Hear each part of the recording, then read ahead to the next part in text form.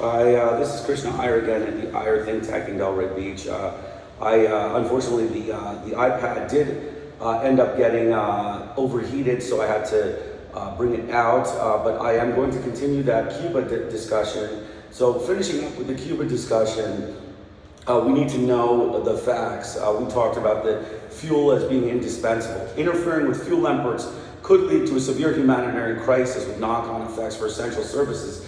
UN experts said they recalled that measures which are likely to result in shortages of essential goods may amount to the collective punishment of civilians, raising serious concerns under international human rights law. The experts called on the U.S. government to immediately rescind the executive order and cease the use of extraterritorial economic measures, bringing its conduct in line with international law. The executive order compounds the effects of the U.S. existing unlawful designation of Cuba as a state sponsor of terrorism. They urge all states to refrain from recognizing or giving effect to unilateral coercive measures that undermine international law and to take all appropriate steps, including diplomatic and multilateral action, to uphold the principles of international cooperation, sovereign equality, non-interventional, and peaceful settlement of disputes. The normalization of unilateral economic coercion erodes the legal international order, weakens multilateral institutions, and inflicts unacceptable suffering on civilian populations, the UN experts said. Collective action by the United States is essential to defending democratic and equitable international order. So you can see the US government is clearly out of line in international law. It is being called out by UN experts. I will give the video location. UN experts condemn U.S. executive order imposing a fuel blockade on Cuba. That is, a definite thing that we need to discuss. The next article I'm going to talk about is going to be on Viktor Orban. Okay, there are two articles on Viktor Orban. One is that the outrage after Hungary Prime Minister Orban's pure Nazi speech. Okay, so recently Marco Rubio, if you look on the headlines, Marco Rubio has, courted Viktor Orban in Europe. And this is the kind of guy the U.S. government has now become friends with. This is the thugs of the U.S. government, the racist butchers of the United States of America are becoming friends with Viktor Orban, who is a Nazi. He is a Nazi, pro-Nazi, racist European white Anglo. So let's read about what they say. Hungary's Prime Minister Viktor Orban has been accused of Nazi rhetoric by his own entourage after he spoke over the weekend against creative peoples of mixed race.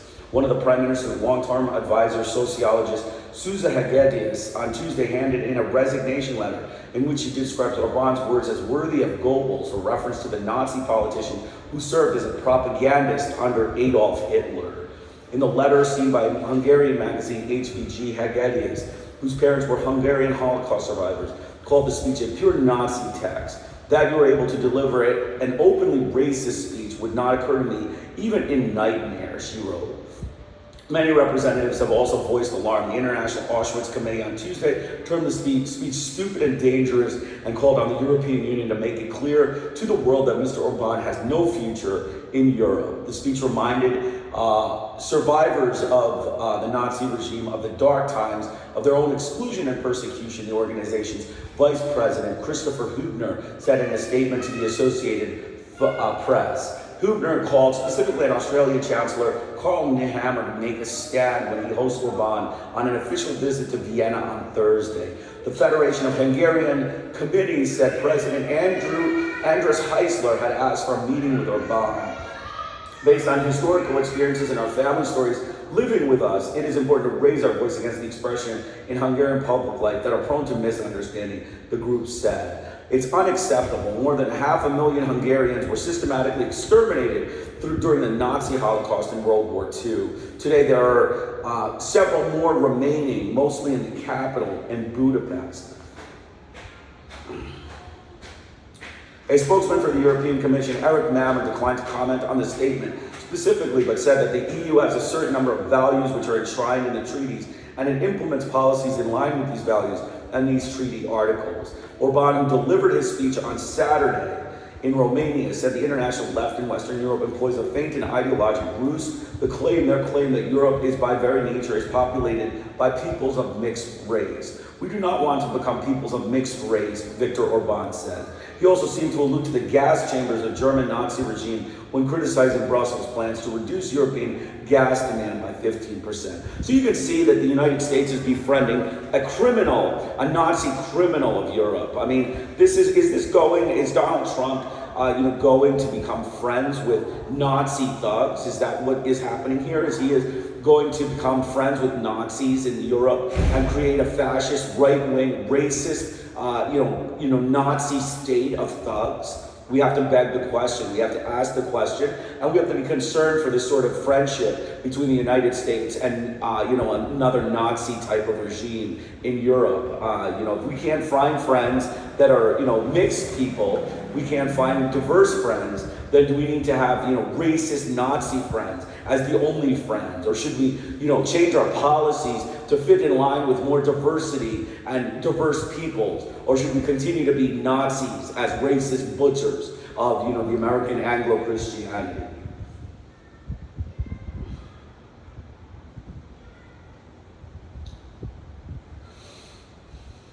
So that is basically the Orban's speech. This was a speech. So this next article is Orban's delusions of grandeur. Hungary's leader is wasting money, but feverishly dreams of a Europe of mono-ethnic, national, Christian patriarchal nation. So again, this is an Anglo-Christian thug, a Nazi thug, friends with the U.S. government, friends with Donald Trump, a racist right-wing, fundamentalist type military dictatorship is what it seems to me that Orban is running in Germany. But Britain has one big chain of stores. It sells newspapers, magazines, review books, stationery, and other related products.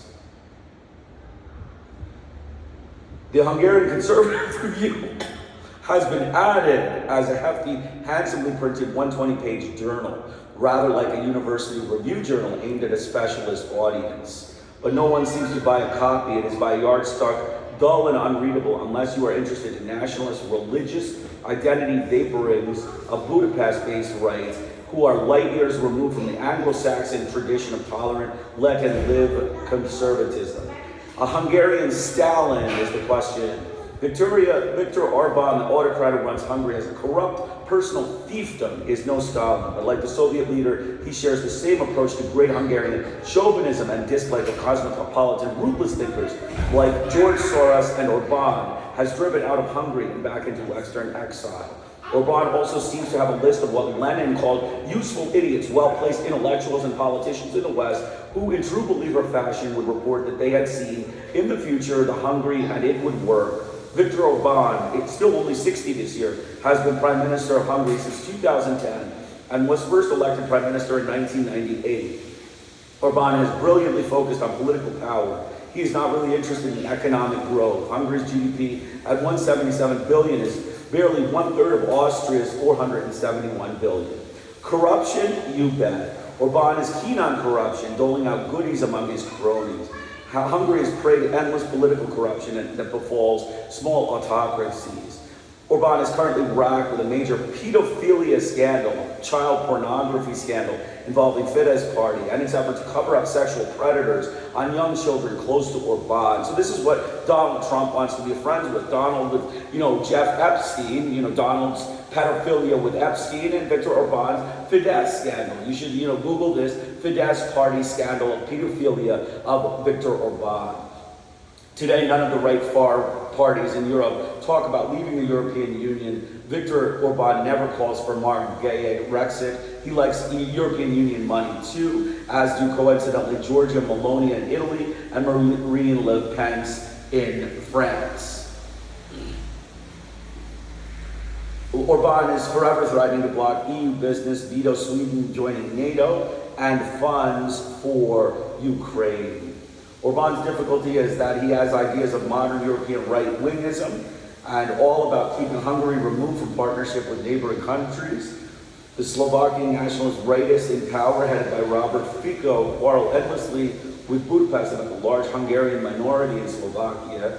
They are encouraged by Orban to vote in Hungarian elections and to see themselves as Hungarian, not Slovak citizens.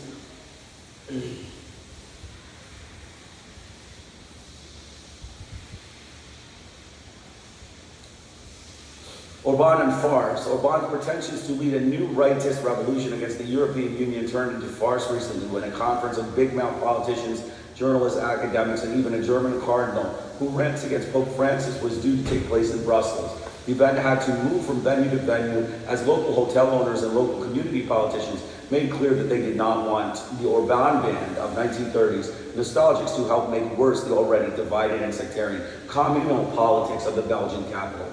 Orban's yesteryear from the UK and France. The English neoconservatives sent Miguel Farage to praise Orban and attack the European Union. The rest of Europe now sees Brexit has turned into an economic disaster for the British Tories, who are about to lose power to a revived Labour Party.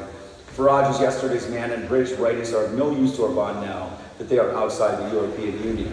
The French Orbanites sent Eric Zemmour, the far-right candidate against Emmanuel Macron in the French presidential election in 2022.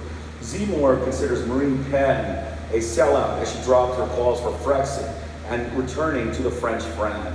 Zemmour says that he dreams of a French Putin, and he said that France should refuse to take in refugees from Ukraine. But French collaborators with Putin extend well beyond Zemmour. Le Monde just published a detailed survey of the number of times Marine Le Pen's deputies in the French parliament have voted to endorse Kremlin policy positions. Orban is Putin's #1 supporter in government in the European Union. Orbanites were counting on Trump-supporting U.S. Republican as allies in the pro-Putin affiliation.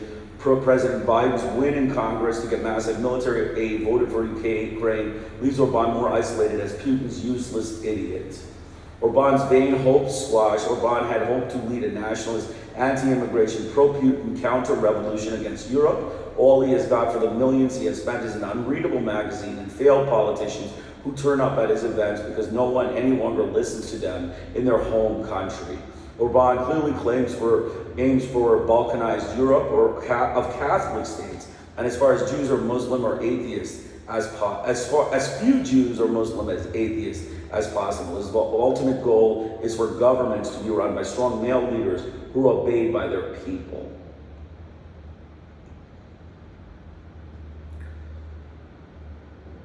So basically, you can see that Orban echoes the same ideas that Donald Trump and Marco Rubio, the racist right-wing administration of the United States, echo, as they are, pro, Anglo-Christian whites. They are pro-Nazi rhetoric. They do not respect anyone of color, any mixed races. They find dangerous and, suspicious.